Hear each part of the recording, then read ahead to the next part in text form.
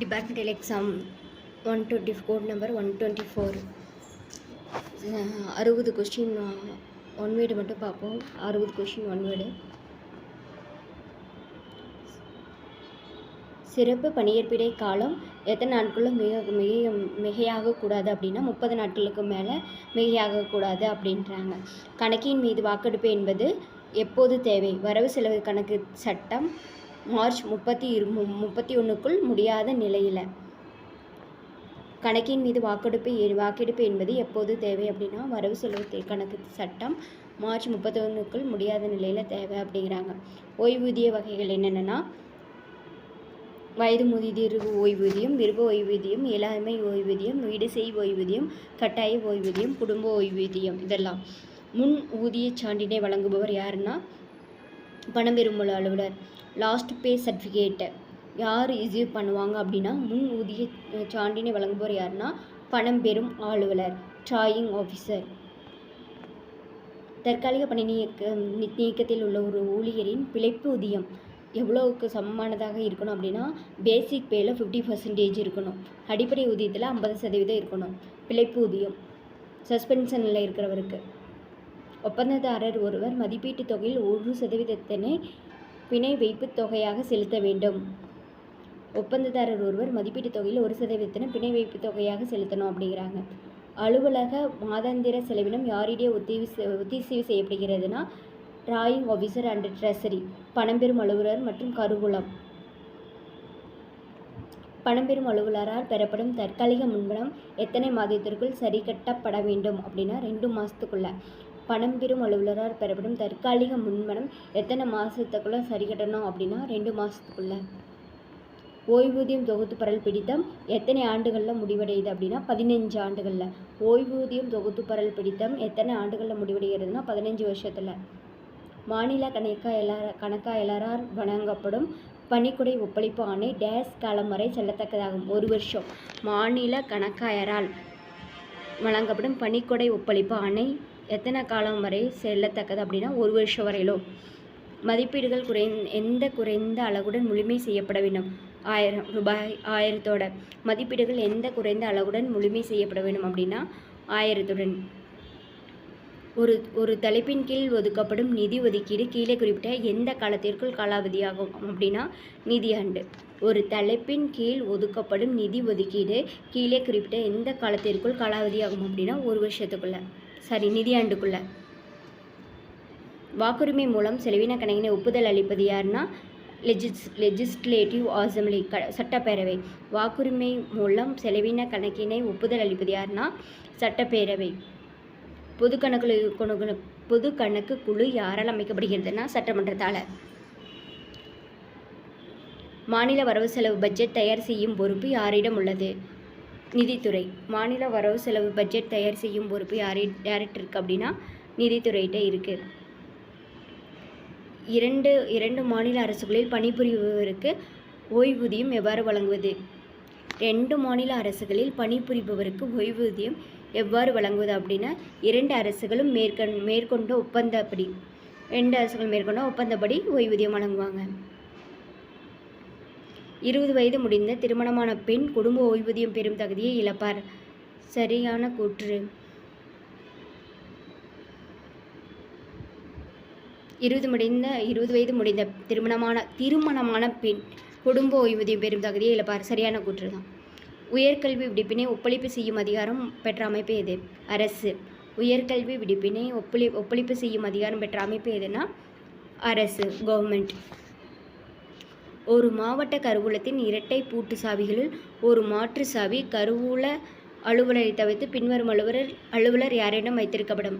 ஒரு மாவட்ட கருவூலத்தின் இரட்டை பூட்டு சாவிகளில், அதாவது 2 சாவி இல்லை, ஒரு மாற்று சாவி கருவூல அலுவலரை தவிர யார்கிட்ட இருக்கோம் அப்படின்னா மாவட்ட ஆட்சியின் நேர்முக உதவியாளர், கலெக்டரோட பிஏகிட்ட, ஜெனரல் பொது ஆஃபீஸர்கிட்ட. கீழ்கண்டுள்ள டேஸ் வகையானது ஊதியத்தில் சேராது. பயணப்படி, டிஏ, ட்ராவலிங் அலவன்ஸ் ஊதியத்தில் சேராதாமா. மாவட்ட ஆட்சியர் வேண்டுதலின்படி கீழே குறிப்பிட்டுள்ள எந்த இனத்திற்கு பணம் கருவூல அலுவலரால் வழங்கப்படலாம்? இயற்கை பேரிடர் காலங்களில் மட்டும். மாவட்ட ஆட்சியர் வேண்டுதலின்படி கீழே குறிப்பிட்டுள்ள எந்த இனத்திற்கு பணம் கருவூல அலுவலரால் வழங்கப்படலாம் அப்படின்னு இயற்கை பேரிடர் காலங்களில். இது பெர்மனண்ட் அட்வான்ஸ் வகையில் வரும். எதிர்பாராத செலவினங்களில் வரும். செலுத்துச் சீட்டின் 3 நகல்களின் பயன் எது? செலுத்துபவர், கருவூலம், துறை. செலுத்து சீட்டின் 3 நகல்களின் பயன் எதுனா செலுத்துபவர், கருவூலம், துறை. தற்காலிக ஒப்பளிப்பு காலாவதியானால் துறை தலைவர் சான்றின் பேரில் எத்தனை மாத ஊதியம் அனுமதிக்கலாம்? தற்காலிக ஒப்பளிப்பு temporary establishment on expiry. Temporary establishment and expiry. அதாவது தற்காலிக ஒப்பளிப்பு காலாவதியானால் துறை தலைவர் சான்றின் பேரில் எத்தனை மாத ஊதியம் அனுமதிக்கலாம் அப்படின்னா 3 மாதம். எண் அறிக்கை தயார் செய்வது எதற்கு உதவியாக இருக்கும்? அடுத்த நிதியாண்டு வரவு செலவு திட்ட மதிப்பீடு. எண் அறிக்கை தயார் செய்வது எதற்கு உதவியாக இருக்கும் அப்படின்னா அடுத்த நிதியாண்டு வரவு செலவு திட்ட மதிப்பீட்டுக்கு. 3 மாதம் கடந்து சமர்ப்பிக்கப்படும் பயணப்பட்டியல் %% கழிக்கப்படும். அதை 3 மாதம் கடந்து சமர்ப்பிக்கப்படும் டிராவலிங் அலவன்ஸ் அதை ரிஜெக்ட் பண்ணிடுவாங்க, நிராகரிக்கப்படும் அப்படிங்கிறாங்க. பணம் செலுத்துபவர் செலுத்து சீட்டில் குறிப்பிடப்பட வேண்டியவை தொகை, காரணம் மற்றும் கணக்கு தலைப்பு. பணம் செலுத்துபவர் செலுத்து சீட்டில் குறிப்பிடப்பட வேண்டியவை தொகை, காரணம் மற்றும் கணக்கு தலைப்பு. கருவூல அலுவலர் தன் விருப்பப்படி அரசு துறைக்கு பணம் கொடுப்பு செய்யலாமா? ஒப்பளிக்கப்பட்ட ஆணையின் பேரிலும் விதிகளின்படியும் கருவூல அலுவலர் தன் விருப்பப்படி அரசு துறைக்கு பணம் கொடுப்பு செய்யலாம். கருவூல அலுவலர் தன் விருப்பப்படி அரசு துறைக்கு பணம் கொடுப்பு செய்யலாமா? செய்யலாம். ஒப்பளிக்கப்பட்ட ஆணையின் பேரிலும் விதிகளின்படியும்.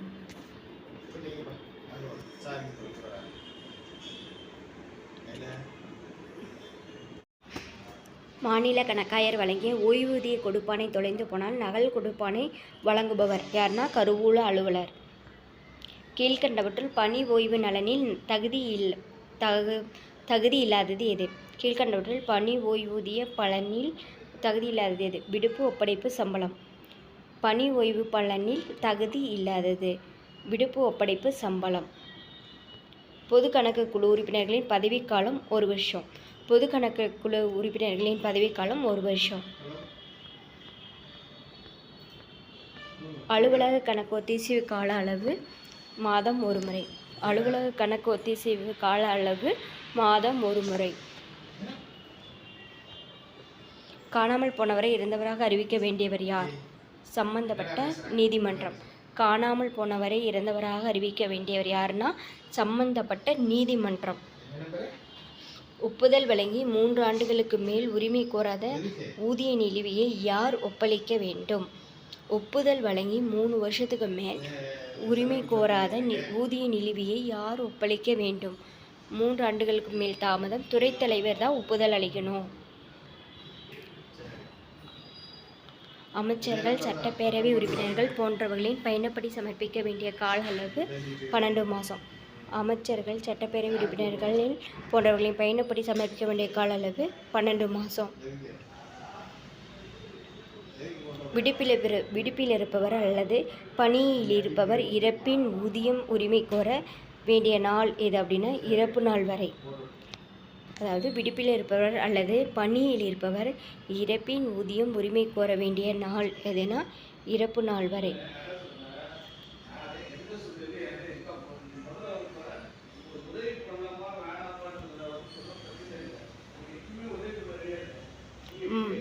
மாவட்டத்தில் கருவூலத்தின் தலைவர் யார்? மாவட்ட கருவூலர். ஒழுங்கு நடவடிக்கை நடப்பில் இருக்கும் பொழுது விருப்ப ஓய்வு மனுவினை ஏற்கலாமா? ஒழுங்கு நடவடிக்கை எதுவாயினும் விருப்ப ஓய்வு இல்லை. ஒழுங்கு நடவடிக்கை நடப்பில் இருக்கும்போது விருப்ப ஓய்வு மனுவினை ஏற்கலாமா? ஒழுங்கு நடவடிக்கை எதுவாயினும் விருப்ப ஓய்வு இல்லை. ஓய்வூதியம் தாமதம் நேர்வுகளில் தற்காலிக ஓய்வூதியம் அனுமதிக்கும் அலுவலர் யார்? ஓய்வூதியம் தாமதம் நேர்வுகளில் தற்காலிக ஓய்வூதியம் அனுமதிக்கும் அலுவலர் யார்னா பட்டியல் வழி ஊதியம் பெறுபவருக்கு அலுவலகத் தலைவரும், தானே பணம் பெறும் அலுவலருக்கு துறை தலைவரும், துறை தலைவருக்கு அரசும். ஓய்வூதியம் தாமதம் நேர்வுகளில் தற்காலிக ஓய்வூதியம் அனுமதிக்கும் அலுவலர் யார் அப்படின்னா, பட்டியல் வழி ஊதியம் பெறுபவருக்கு அலுவலக தலைவரும், தானே பணம் பெறும் அலுவலருக்கு துறை தலைவரும், துறை தலைவருக்கு கவர்மெண்ட்டும். விருப்ப ஓய்வு பெற்றவர் மீண்டும் அரசு பணி ஏற்பின் அவரது ஊதியம் என்ன? விருப்ப ஓய்வு நலன்று பெற்ற ஊதியம் மற்றும் ஓய்வூதிய தொகையை விட அதிகமாக கூடாது. 5 ஆண்டுகள் முறையான பணி முடித்த அடிப்படை பணியாளருக்கு தகுதியான ஈட்டிய விடுப்பு நாட்கள் எவ்வளவு? அரையாண்டிற்கு 15 நாட்கள் முன்னிருப்பு. அரையாண்டிற்கு 15 நாட்கள் முன்னிருப்பு. ஈட்டிய விடுப்பு ஒரே நேரத்தில் அதிகபட்சமாக எத்தனை நாட்கள் வரவு வைக்க முடியும்? 240 நாட்கள். ஈட்டிய விடுப்பு ஏர்னல் லீவ் ஒரே நேரத்தில் அதிகபட்சமாக எத்தனை நாட்கள் வரவு வைக்க முடியும்னா 240 நாட்கள். திருத்திய மதிப்பீடு என்பது எதற்கு? நடப்பாண்டின் வரவு செலவு திட்ட மதிப்பீட்டை நெறிப்படுத்தவும் அடுத்த நிதியாண்டின் பட்ஜெட் தயாரிக்கவும் உதவும். திருத்திய மதிப்பீடு ரிவைஸ்ட் எஸ்டிமேட். ரிவைஸ் எஸ்டிமேட் எதுக்குன்னா, நடப்பாண்டின் வரவு செலவு திட்ட மதிப்பீட்டை நெறிப்படுத்தவும் அடுத்த நிதியாண்டின் பட்ஜெட்டை தயாரிக்கவும் உதவும்.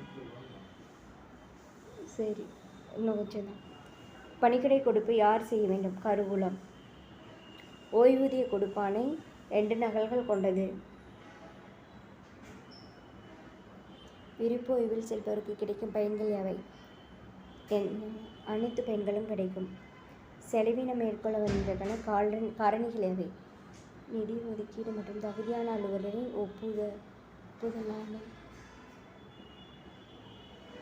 சந்தேகத்திற்கிடமான உரிமை கோரிக்கையை யாருடைய அறிவுரையின்படி கருவூல அலுவலர் ஒப்படைக்கலாம்? இயக்குனர், கருவூலம், கணக்குத்துறை. சந்தேகத்திற்கிடமான உரிமை கோரிக்கையை யாருடைய அறிவுரையின்படி கருவூல அலுவலர் ஒப்படைக்கலாம்? இயக்குனர், கருவூலம், கணக்குத்துறை. மாவட்ட கருவூலத்தில் 2 பூட்டு முறையில் 2 சாவிகள் யாரிடம் இருக்கும்? 1 கருவூல அலுவலர் மற்றும் பொருளாளர். ரத்து செய்யப்பட்ட காசோலை என்றால் என்ன? Cancelled check. செல்லத்தகாத காலம் கடந்த காசோலை. தண்டனை காலத்தில் தேர்வு நிலை வழங்குவது எவ்வாறு? தண்டனை காலம் முடிந்த பின் வழங்க வேண்டும். அரசு விதிமுறைகளை எவ்வாறு ஈட்டிய விடுப்புடன் சேர்த்து இணைக்கலாம்? முன்னிணைப்பாகும், பின்னிணைப்பாகும். தற்காலிக பணி நீக்கத்தில் இருப்பவருக்கு தலைமையகம் எது? தற்காலிக பணி நீக்க ஆணையில் குறிப்பிடும் இடம். மூலதன கணக்கு வகைப்பாடு என்ன? Capital account. அரசு சொத்து மதிப்பை கூட்டும் செலவினம். கேபிட்டல் அக்கவுண்ட் அப்படின்னா அரசு சொத்து மதிப்பை கூட்டும் செலவினம். மைய அரசுக்கு மாநில அரசு வழங்கும் நிதி என்ன? அரசு தொகுநிதி. மைய அரசுக்கு மாநில அரசு வழங்கும் நிதி அரசு தொகுநிதி. டிஸ்மிஸ் அல்லது ரிமூவல் செய்தால் கிடைக்கும் ஓய்வூதிய பலன்கள் எந்த பலனும் இல்லை. சரியாக 5 ஆண்டுகள் பணி முடித்த தகுதிகான் பருவம் முடித்தவருக்கு தகுதியுள்ள மருத்துவ சான்றின் பேரிலான ஈட்டா விடுப்பு எத்தனை நாட்கள்? 180 நாட்கள். சரியாக 5 வருஷம் பணி முடித்த வாட்டி தகுதிகான் பருவம் முடிச்சிருக்கணும். அது மருத்துவ சான்றின் பேரிலான ஈட்டா விடுப்பு எத்தனை நாட்கள்னா 180 நாட்கள் 5 வருஷத்துக்கு. ஒழுங்கு நடவடிக்கை நிலுவையில் இருக்கும் பொழுது தற்காலிக பணி நீக்கத்தில் இருப்பவர் இறந்தால் ஒழுங்கு நடவடிக்கை என்னவாகும்? ஒழுங்கு நடவடிக்கை நிலுவையில் இருக்கும் பொழுது தற்காலிக பணி நீக்கத்தில் இருப்பவர் இறந்தால் ஒழுங்கு நடவடிக்கை என்னவாகும்? குற்றச்சாட்டு விலக்கிக் கொள்ளப்படும். ஒழுங்கு நடவடிக்கை நிலுவையில் இருக்கும் பொழுது தற்காலிக பணி நீக்கத்தில் இருப்பவர் இறந்தால் ஒழுங்கு நடவடிக்கை என்னாகும்னா குற்றச்சாட்டு விலக்கிக் கொள்ளப்படும். எவ்வளவு மணி நேரம் சிறையில் இருந்தால் ஒரு அரசு ஊழியரை தற்காலிக பணி நீக்கம் செய்யலாம்? 48 மணி நேரத்துக்கு மேலே இருந்தோம்னா ஒரு அரசு அலுவலரை தற்காலிக பணி நீக்கம் செய்யலாமா? வழக்கமான ஆண்டு ஊதிய உயர்வு பெற விண்ணப்பம் தேவையா? தேவையில்லை. ஓய்வு பெற்ற மாநிலத்திலிருந்து வேறு மாநிலத்திற்கு ஓய்வூதிய கொடுப்பு யார் வழியாக மாற்ற வேண்டும்?